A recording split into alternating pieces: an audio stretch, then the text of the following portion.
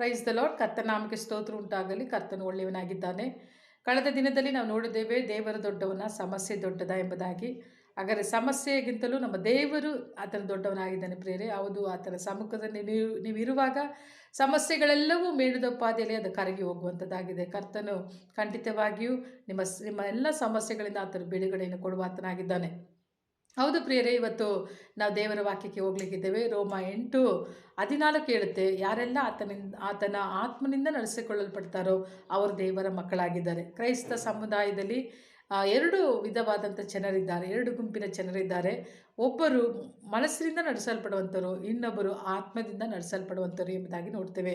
ಮನಸ್ಸಿನಿಂದ ನಡೆಸಲ್ಪಡುವಂಥವ್ರು ಅಂದರೆ ಯಾರು ಎಂಬುದಾಗಿ ನಾವು ನೋಡುವಾಗ, ಅವರು 20-30 ವರ್ಷಗಳಾಗಿರುತ್ತೆ ಅವರು ರಕ್ಷಣೆ ಹೊಂದಿ, ಆದರೆ ಸಾಧಾರಣವಾಗಿಯೇ ಇರ್ತಾರೆ.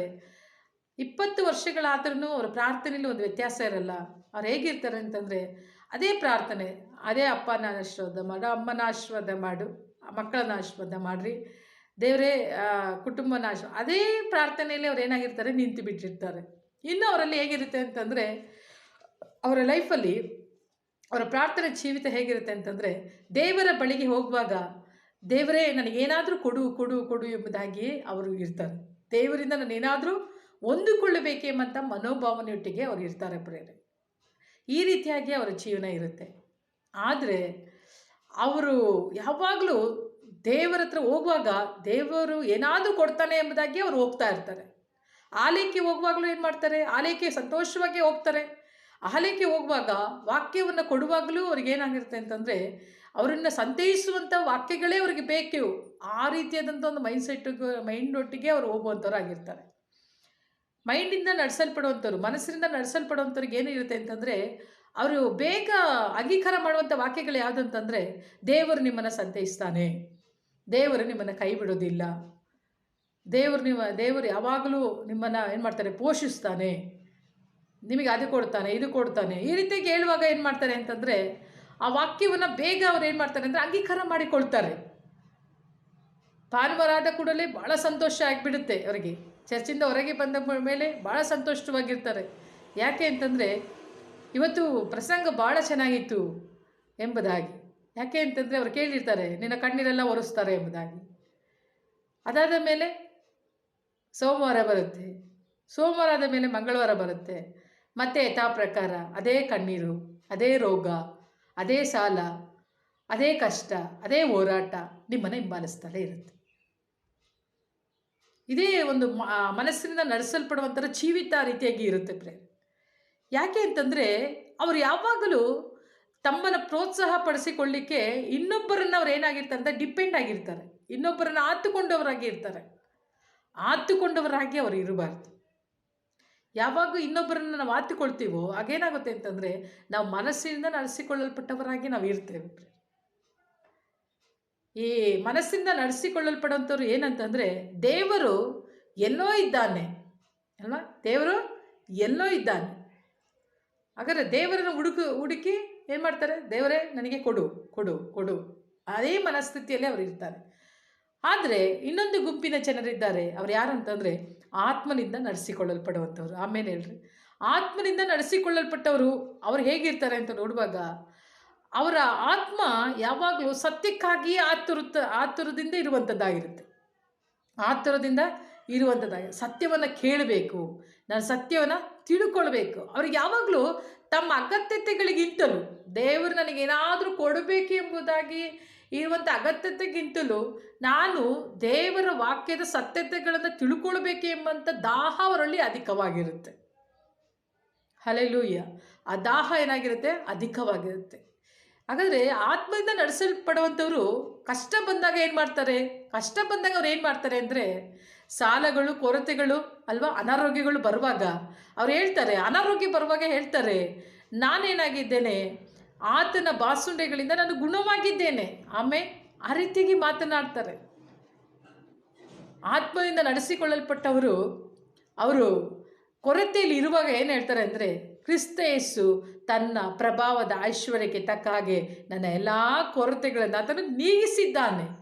ಆದರೆ ಮೈಂಡಿಂದ ನಡೆಸಲ್ಪಡುವಂಥವ್ರು, ದೇವರೇ ನನಗೆ ಸಾಲ ಇದೆ, ಹೇಗಾದರೂ ಮಾಡಿ ದಯವಿಟ್ಟು ಈ ಸಾಲದಿಂದ ನನಗೆ ಬಿಡುಗಡೆ ಮಾಡಿ, ಆ ರೀತಿಯಾಗಿ ಕೇಳ್ತಾನೆ.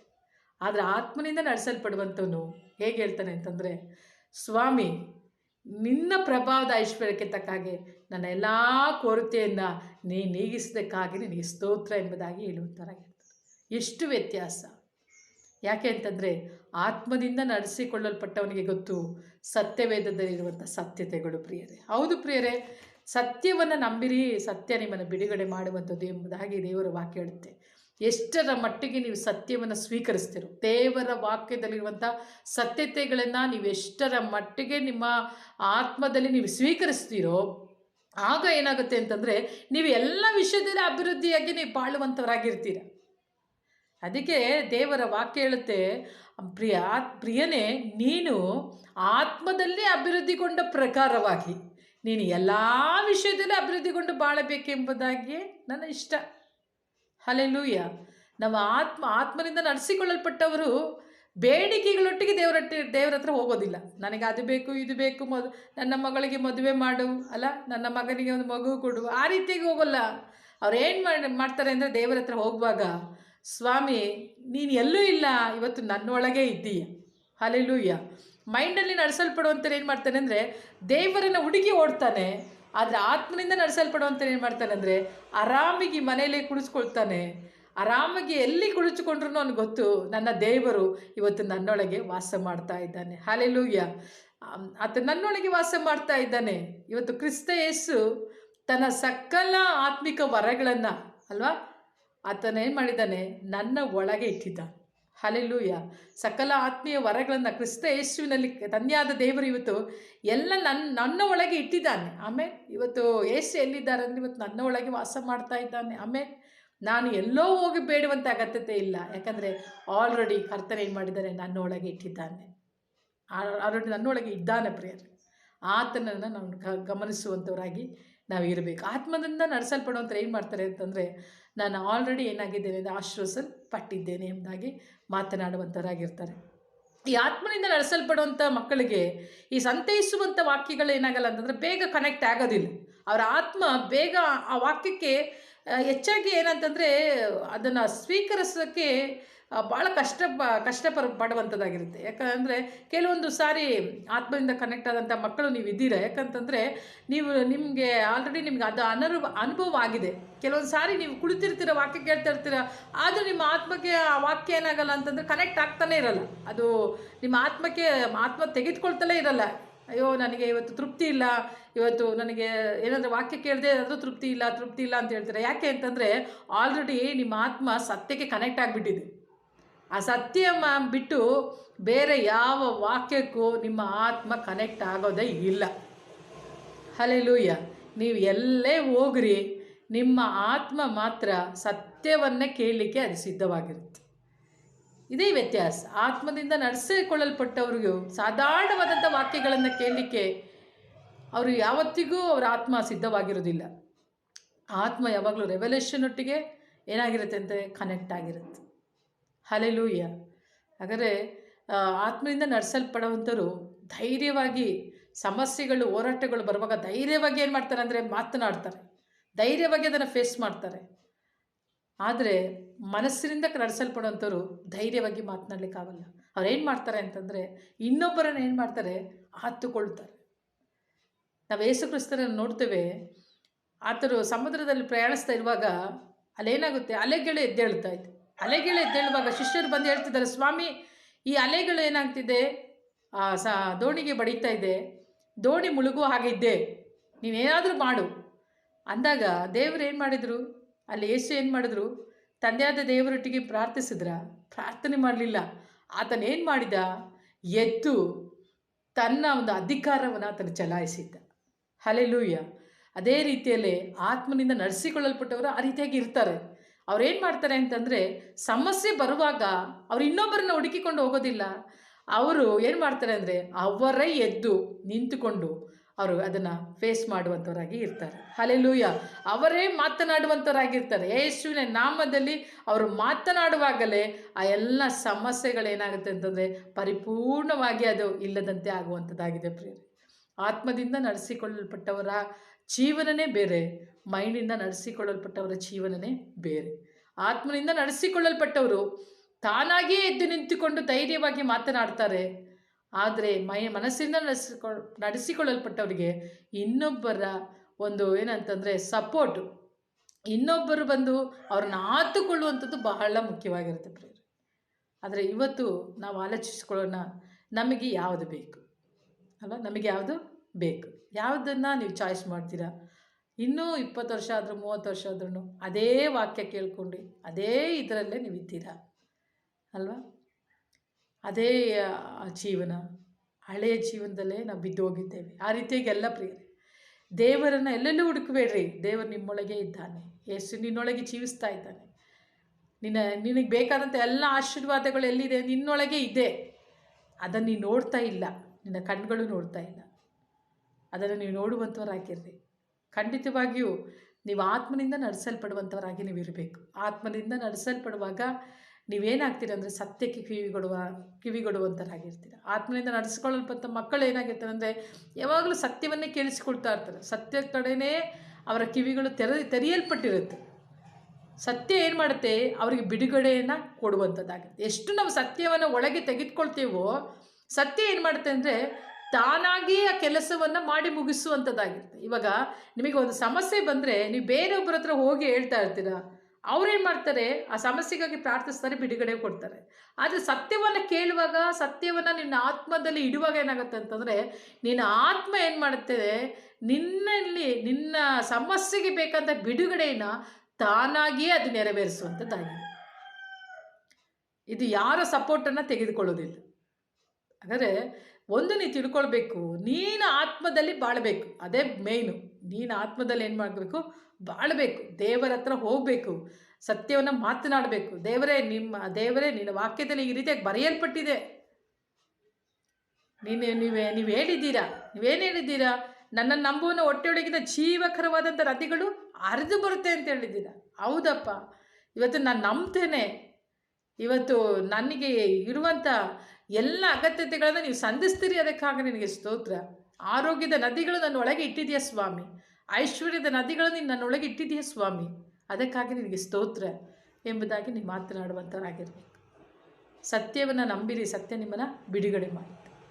ಯಾವಾಗ ನಾವು ಪರಿಶುದ್ಧಾತ್ಮನಿಗೆ ನಾವು ಹತ್ತಿರವಾಗಿ ಇರ್ತೀವೋ ಆಗ ಏನಾಗುತ್ತೆ ಅಂತಂದರೆ ಸತ್ಯದ ಆತ್ಮನ ಏನು ಮಾಡ್ತಾನೆ? ಸಕಲ ಸತ್ಯದಲ್ಲಿ ನಮ್ಮನ್ನು ನಡೆಸುವಾತನಾಗಿದ್ದಾನೆ. ಇವತ್ತು ಅನೇಕರ ಕುಟುಂಬದಲ್ಲಿ, ಇವತ್ತು ಅನೇಕ ಕ್ರೈಸ್ತ ಕುಟುಂಬದಲ್ಲಿ ಇನ್ನೂ ಕತ್ತಲೆ ಆವರಿಸಿಕೊಂಡಿದೆ. ಇನ್ನೂ ಮಾಟ ಮಂತ್ರ ಶಕ್ತಿಗಳು ಅಲ್ವಾ? ಇನ್ನೂ ಅದೇ ಸಮಸ್ಯೆಗಳೊಟ್ಟಿಗೆ ಹೋರಾಡ್ತಲೇ ಇದ್ದೀರಾ. ಯಾಕೆ ಅಂತಂದರೆ ಇನ್ನೂ ನೀವು ಸತ್ಯಕ್ಕೆ ಕಿವಿಗೊಟ್ಟಿಲ್ಲ. ದೇವರ ವಾಕ್ಯ ಹೇಳುತ್ತೆ, ನಿನಗೆ ವಿರುದ್ಧವಾಗಿ ಕಲ್ಪಿಸಿದ ಯಾವ ಆಯುಧವು ಜಯಿಸದು ಎಂಬುದಾಗಿ. ಹಲ್ಲೆಲೂಯಾ. ನಿನಗೆ ವಿರುದ್ಧವಾಗಿ ಕಲ್ಪಿಸಿದ ಯಾವ ಆಯುಧ ಜಯಿಸಲ್ಲ. ಆದರೆ ನೀನೇನು ಮಾಡ್ತೀಯ? ಅದನ್ನು ಮಾತಾಡಲ್ಲ. ಮಾಟ ಮಂತ್ರ ಮಾಡಿಸಿದ ಕೂಡಲೇ ಫಸ್ಟು ಓಡೋಗೋದು ಪಾಸ್ಟರ್ ಹತ್ರ ಓಡೋಗ್ತೀಯ. ಆದರೆ ಸತ್ಯ ನಂಬಿದವರು ಏನು ಮಾಡ್ತಾರೆ? ಆತ್ಮನಿಂದ ನಡೆಸಿಕೊಳ್ಳಲ್ಪಟ್ಟಂಥ ಮಕ್ಕಳು ಏನು ಮಾಡ್ತಾರೆ? ಯಾವ ಮಾಟ ಮಂತ್ರ ಮಾಡಿದ್ರು ಅವರು ಕುಳಿತುಕೊಳ್ತಾರೆ, ಮನೆಯಲ್ಲೇ ಕುಳಿತುಕೊಳ್ತಾರೆ, ದೇವರೊಟ್ಟಿಗೆ ಮಾತನಾಡ್ತಾರೆ. ಅವ್ರು ಹೇಳ್ತಾರೆ, ಸ್ವಾಮಿ ನನಗೆ ಎದುರಾಗಿ ಕಲ್ಪಿಸಿದ ಯಾವ ಆಯುಧವೂ ಜಯಿಸೋದೇ ಇಲ್ಲ. ಹಲ್ಲೆಲೂಯಾ. ಯಾವ ಮಾಟ ಮಂತ್ರಗಳು ನಮ್ಮನ್ನು ಜಯಿಸಲಿಕ್ಕೆ ಸಾಧ್ಯನೇ ಇಲ್ಲ. ಆದರೆ ನಾವು ಅದನ್ನು ನಂಬೋದಿಲ್ಲ, ದೇವರ ವಾಕ್ಯನ ನಂಬೋಲ್ಲ. ಆದರೆ ನಾವು ಯಾವಾಗಲೂ ಡಿಪೆಂಡ್ ಆಗಿಬಿಟ್ಟಿದ್ದೇವೆ ಸೇವಕರ ಮೇಲೆ. ಪಾಪ ಅವ್ರು ತಾನೇ ಏನು ಮಾಡ್ತಾರೆ? ಎಷ್ಟು ಜನರಿಗೆ ಅಂತ ಅವ್ರು ಹೇಳ್ತಾರೆ ವಾಕ್ಯಗಳು, ಎಷ್ಟು ಜನಕ್ಕೆ ಅಂತ ಅವ್ರು ಪ್ರಾರ್ಥನೆ ಮಾಡ್ತಾರೆ. ಪರಿಪೂರ್ಣವಾಗಿ ಅವ್ರು ನಿಮ್ಮನ್ನು ಬಿಡುಗಡೆ ಮಾಡಲಿಕ್ಕೆ ಸಾಧ್ಯನಾ? ಅವರು ಬಿಡುಗಡೆ ಮಾಡ್ತಾರೆ, ಇಲ್ಲ ಅಂತ ಹೇಳಲ್ಲ. ಖಂಡಿತವಾಗ್ಲೂ ಅವ್ರು ಬಿಡುಗಡೆ ಮಾಡ್ತಾರೆ. ಪುನಃ ಅದೇ ಜೀವನ, ಪುನಃ ಅದೇ ಕತ್ತಲೆ, ಅದೇ ಲೈಫ್. ಅಲ್ಲಿಗೆ ಹೋಗ್ಬಿಡ್ರಿ. ಆದರೆ ಸತ್ಯವನ್ನು ನಂಬಿರಿ, ಸತ್ಯದೊಟ್ಟಿಗೆ ನಡೆಯಿರಿ. ಸತ್ಯ ಏನು ಮಾಡುತ್ತೆ ಅಂತಂದರೆ, ನೀ ಸತ್ಯ ಕೇಳ್ತಾ ಏನಾಗುತ್ತೆ? ನಿನ್ನ ಮನೆಯಲ್ಲಿ ತಾನಾಗಿಯೇ ಅದು ಸತ್ಯ ಕೆಲಸ ಮಾಡುವಂಥದ್ದಾಗಿದೆ. ಕತ್ತಲೆ ಒಂದೊಂದಾಗಿ ಕತ್ತಲೆ ಶಕ್ತಿಗಳು ನಿನ್ನ ಮನೆಯನ್ನು ಬಿಟ್ಟು ಹೊರಟು ಹೋಗುವಂಥದ್ದಾಗಿದೆ. ಹಾಗಾದರೆ ಇವತ್ತು ನಿನಗೆ ಯಾವುದು ಬೇಕು? ಮನಸ್ಸಿಂದ ನಡೆಸಲ್ಪಡುವಂಥದ್ದು ಬೇಕಾ? ಇಲ್ಲ ಆತ್ಮದಿಂದ ನಡೆಸಲ್ಪಡುವಂಥದ್ದು ಬೇಕಾ? 2 ಚಾಯ್ಸನ್ನು ಕರ್ತನ ನಿನಗಿಟ್ಟಿದ್ದಾನೆ. ಇವತ್ತು ನೀವು ಯಾವುದನ್ನು ಚಾಯ್ಸ್ ಮಾಡ್ತೀರೋ ಅದು ನಿಮಗೆ ಸೇರಿತು. ಯಾಕಂತಂದರೆ ದೇವರ ವಾಕ್ಯದಲ್ಲಿ ಅನೇಕ ಸತ್ಯತೆಗಳು ಅಡಕವಾಗಿದೆ. ಈ ವಾಕ್ಯದಲ್ಲಿ ಒಂದು ಅನೇಕ ಸತ್ಯತೆಗಳನ್ನು ನಾವು ಯಾವಾಗ ತೆಗೆದು ಧ್ಯಾನಿಸ್ತೇವೋ ಆಗ ಈ ಸತ್ಯ ನಮ್ಮನ್ನು ಬಿಡುಗಡೆ ಮಾಡ್ತೇವೆ. ಇವತ್ತು ಎಲ್ಲವುಗಳಿಂದ ನಮಗೆ ಬಿಡುಗಡೆ ಮಾಡಲಿಕ್ಕೆ ಒಂದೇ ಒಂದು ಸಾಧನವನ್ನು ಕರ್ತನಾದ ದೇವರು ನಮಗೆ ಇಟ್ಟಿದ್ದಾನೆ, ಅದು ದೇವರ ವಾಕ್ಯ. ನಾವು ಅದನ್ನು ತೆಗೆದುಕೊಳ್ಳೋಣ, ಕರ್ತನೊಟ್ಟಿಗೆ ಮಾತನಾಡೋಣ. ಕರ್ತನ ನಮ್ಮನ್ನು ನಡೆಸುವಾತನಾಗಿದ್ದಾನೆ. ದೇವರು ತಾನೇ ನಿಮ್ಮನ್ನು ಆಶೀರ್ವಾದ ಮಾಡಲಿ. ಆಮೆನ್.